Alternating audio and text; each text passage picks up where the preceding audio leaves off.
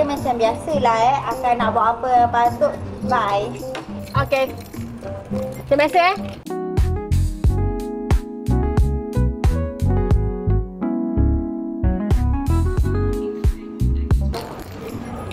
Kak, motor sekali Kak dah siap. Kalau tengok yang lain tu memang lagi apa semua.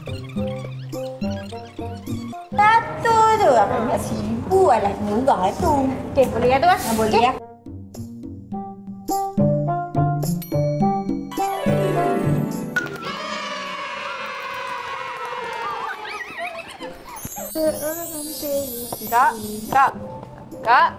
Kak. Dah ambil kunci motor. Boleh balik dah. Can we skip to the good part?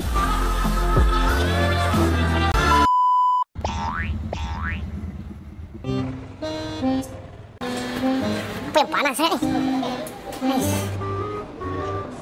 Kak, servis motor. Yamaha R25. Mana kelabu kat luar tu? Yang cantik kilat kat luar tu R25 Kak. An eternity later. Bang. Motor abang saya dah tahu dah yang mana. Ke dalam setengah jam macam tu. Sebab kita tunggu queue yang lain. Okey. Hah? 1 jam? Lama ni 1 jam. Dah lah 3 months later.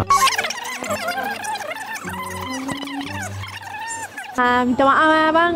Abang tunggu je duduk kat situ dulu macam biasa. Santai, tenang, kipaskan ketiak abang. Panas tu. Abang duduk dulu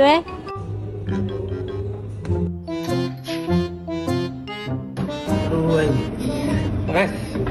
So macam mana? Motor dah siap? Ini bil abang. So semua sekali RM50. Hah? RM50? Weh, mahal ni.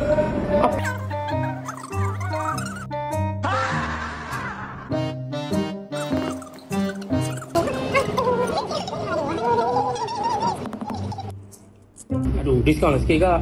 Dia murah lah tu. Diskaun, tolak, tambah, bagi. tolak, bagi jatuh. RM50 tu.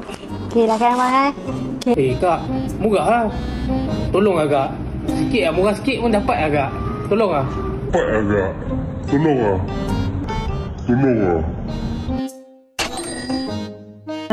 Bang, decline.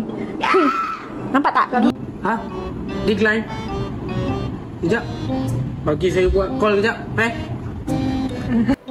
Hello ibu. Minta transfer RM50 boleh? Sekarang?